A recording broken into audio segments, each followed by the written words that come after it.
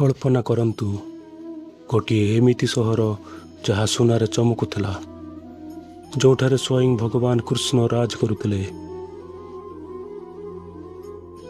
କିନ୍ତୁ ଗୋଟେ ଦିନ ସବୁକିଛି ହଠାତ୍ ବଦଳିଗଲା। ଦ୍ୱାରକାର ସେହି ଶେଷ ରାତିରେ ସମୁଦ୍ର ସାଧାରଣ ଭାବରେ ଶାନ୍ତ ଥିଲା। ମନେ ହେଉଥିଲା ପ୍ରକୃତି ନିଜେ କୌଣସି ବଡ଼ ଘଟଣାର ଅପେକ୍ଷା କରୁଛି। ଭଗବାନ କୃଷ୍ଣ ଧୀରେ ଧୀରେ ଜଙ୍ଗଲ ଦିଗକୁ ଚାଲି ଯାଉଥିଲେ। ତାଙ୍କ ମୁହଁରେ ଭୟ ନଥିଲା, କେବଳ ଗୋଟେ ଦିବ୍ୟ ଶାନ୍ତି। ତାପରେ ଘଟିଲା ଏମିତି କିଛି ଯାହା ଆଜି ମଧ୍ୟ ରହସ୍ୟ ହୋଇ ରହିଛି। ଦୂରରେ ଥିବା ଗୋଟେ ଶିକାରୀ କୃଷ୍ଣଙ୍କ ପାଦକୁ ହରିଣ ଭାବି ଭୁଲରେ ତୀର ଛାଡ଼ିଦେଲା। ତୀରଟି ଲାଗିବା ପରେ ମଧ୍ୟ କୃଷ୍ଣ କେବଳ ହସୁଥିଲେ, କାରଣ ସେ ଜାଣିଥିଲେ ପୃଥିବୀରେ ତାଙ୍କ ଲୀଳାର ସମୟ ଶେଷ ହୋଇସାରିଛି। କୁହାଯାଏ ସେହି ମୁହୂର୍ତ୍ତରେ ସମଗ୍ର ପ୍ରକୃତି ନୀରବ ହୋଇଯାଇଥିଲା। ପବନ ଥମି ଯାଇଥିଲା, ପକ୍ଷୀମାନେ ଚୁପ୍ ହୋଇଯାଇଥିଲେ, ଆଉ ତାପରେ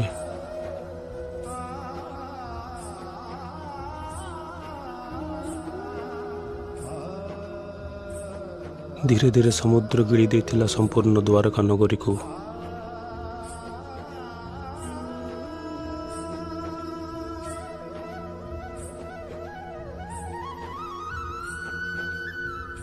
ଆଜି ମଧ୍ୟ ଅନେକ ବିଶ୍ୱାସ କରନ୍ତି,